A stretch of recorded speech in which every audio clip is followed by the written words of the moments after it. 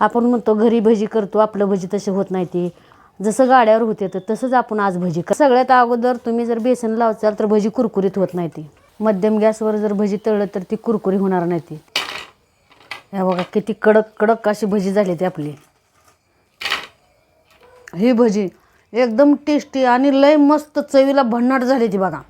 ह्या कांद्याचं मी सगळं टरपाल काढून पुन्हा मागणं कापून घेतलं आहे. आता कांदा कापते. असा ही जी बाजू आहे का नाही देठाची ही अशी काढून घ्यायची. ह्याचं पूर्णपणे असं काढून घ्यायचं. हे काढून टाकलं ना साईडचं तर कांदा सगळा सुट्टा सुट्टा होतो चिरताना. आता आपल्याला कांदा लांबार चिरायचा आहे. असा चिरला तर एवढा लांबार होणार नाही, तर मी आता असा चिरून घेते कांदा. जास्त लांबार लांबार होतो म्हणून हे असं चिरायचं कांदा. नेहमी भजी करताना कांदा असाच चिरायचा. किती लांबा भेटला, ह्याचा आकार किती लांब आहे. तुम्हाला चाकूनं पण छान चिरायला येत असेल तुम्ही चाकूनच चिरा. मला इळेन येतं, मी इळेनं चिरते. बाकीचं सगळं कांदासुद्धा असं चिरलेल्यासारखं चिरून घेते मी. सगळा कांदा चिरून घेतला आहे. हे असं झाला, हे पाटीत ओतून घेते.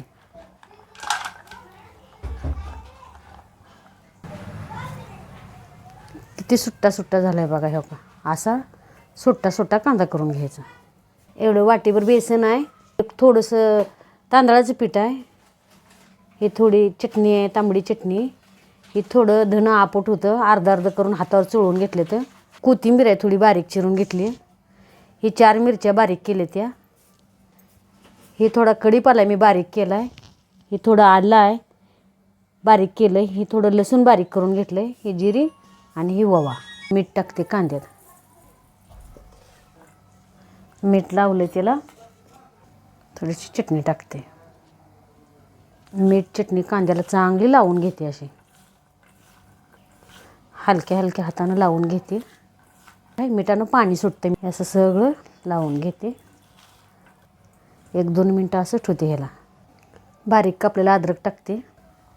लसूण टाकून घेते. थोडासा कढीपाला टाकते. हिरवी मिरची टाकते. हे पण सगळं असं कालवून घेते. हे असं अर्धा अर्ध धनं या पकोडे भज्यात टाकल्यावर लय मस्त लागते ती भजी. थोडी जिरी टाकते. ओवा जरा हातावर चोळून टाकते. ओवा चोळून टाकलं का भजी छान लागते ती. ओवा चोळला टाकून घेते. थोडीशी कोथिंबीर टाकते. कांदा चांगला वल्ला झाला लय. मीठ टाकल्यामुळं पाणी सुटलं त्याला. चांगलं असं पीठ मळल्यासारखं करते. असं चांगलं चुरून घ्यायचा कांदा. आता चांगलं पाणी निघोस्तोवर चुरायचा. आपण म्हणतो घरी भजी करतो, आपलं भजी तसे होत नाही ती. गाड्यावरचं किती चांगलं असते तर भजी. आपण इकडं तिकडं जाताना बघतोच गाड्यावरचं भजी कडंग असते तर चांगलं खायला खमंग लागते. तर जसं गाड्यावर होते तर तसंच आपण आज भजी करणार आहे खमंग. कांदा असा पाक चुरून घ्यायचा. दिसलं आहे का नाही ह्यात पाणी पाणी झाल्याने.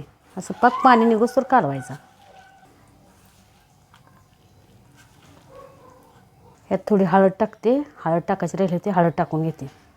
चांगलं कालवायचं. असं कणिक मळल्यासारखं मळायचं म्हणजे त्यातनं पाणी निघतं. कांद्यातनं निघालं का पाणी. हो का झालं. आता पाणी निघाले काढून टाकायचं नाही. ह्याच पाण्यात आपल्याला मळायचं आहे.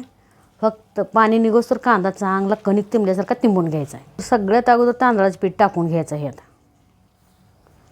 तुम्ही अगोदर बेसन जर टाकला तर भजी आपली कुरकुरीत होणार नाही ती.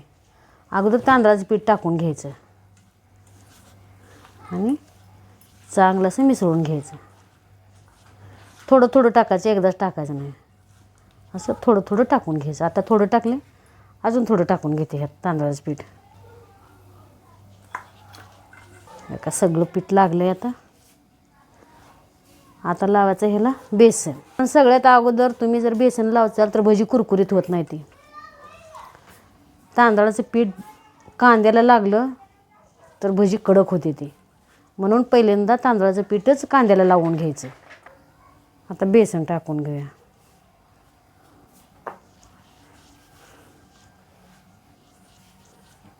अगोदर चव करून मिसळून घ्यायचं. हे असं हलक्या हलक्या हाताने मिसळून घ्यायचं. अजून थोडं बेसन टाकून घेते. आता काय करायचं तर जसं आपण आता कणिक मळतो ना तसं हे मळून घ्यायचं आहे. सगळ्याचा एकजीव करून घ्यायचा.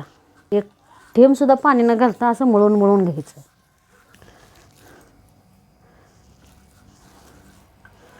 सगळं पीठ असं मळून झालं आहे. आता 2 मिनटं याला झाकून ठेवते. हे काही कढईत तेल तापायला ठेवलं आहे. तेल तापले, थोडंसं काढून घेते चमच्याभर तेल. ह्याच्यावर वतते असं, कारण गरम गरम तेल वतल्यावर भजी चांगली कुरकुरीत होते. ते ह्यात सोडाही काही टाकलं नाही. गरम गरम तेल वतलं, सगळं कालवून घेते असं. तेल चांगलं तापलं आहे, गरम झालं आहे चांगलं. आता ह्यात भजी सोडून घेऊया आपण. एका साईडनं असं घ्यायचं, नुसतं असं कसं घ्यायचं आहे, नुसतं अंगठ्यानं ढकलायचं असं. ते बोटाने घ्यायचं आहे आणि अंगठ्याने असं करायचं. ह्याला गोळी करायची नाही, काय नाही काय नाही, नुसतं घ्यायचं ना असं सोडायचं. टाकून 1-2 मिनटं झालं का असं झाऱ्यानं हलवायचं. चांगला लाल कलर येतोवर कडक होस्तर तळून घ्यायचं.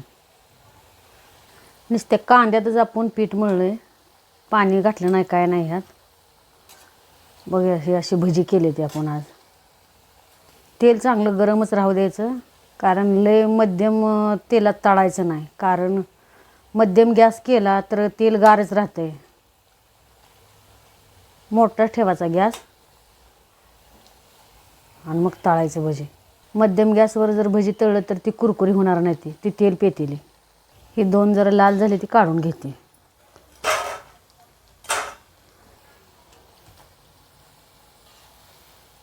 काढून घेते.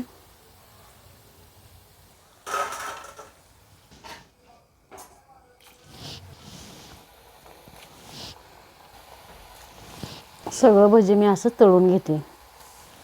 सगळं भजी मी राहिलेलं असंच करून घेते.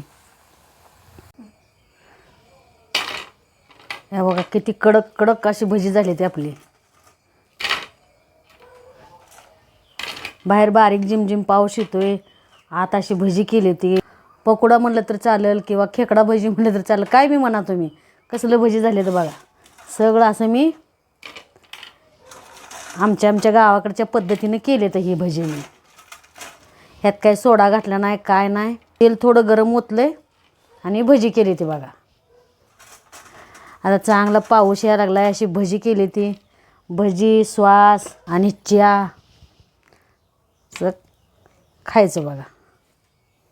हे बघा मी अशा पद्धतीनं मी भजी केली ती, पकोडा भजी केली ती. तुम्ही जर म्हणसाल तर घरी आपल्या घरी अशी कडंग कुरकुरीत भजी होत नाही ती. हे बघा किती कडंग झाली ती बघा.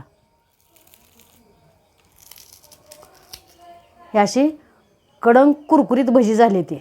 मी बी केलं आहे असा पकोडा भजी. आवडलं तर तुम्ही बी करा. तुम्ही एक वेळेस करून बघा आणि कशी झाली ती मला कमेंटमधनं सांगा. चॅनेलवर नवीन असाल तर एक लाईक करा, सबस्क्राईब करा. पाऊस यायला तुमच्या इकडं सुद्धा पाऊस येतच असेल, आमच्या इकडं पण पाऊस यायला लागला आहे. तुम्ही सुद्धा एक वेळेस ही भजी मी केलेली तशी करून बघा, नक्की खमंग लागतील. कसं झालं आहे कडकपणा मी तुम्हाला दावते. मी पण एक तुम्हाला पकोडा खाऊन दावते या सॉसमध्ये बुडवून.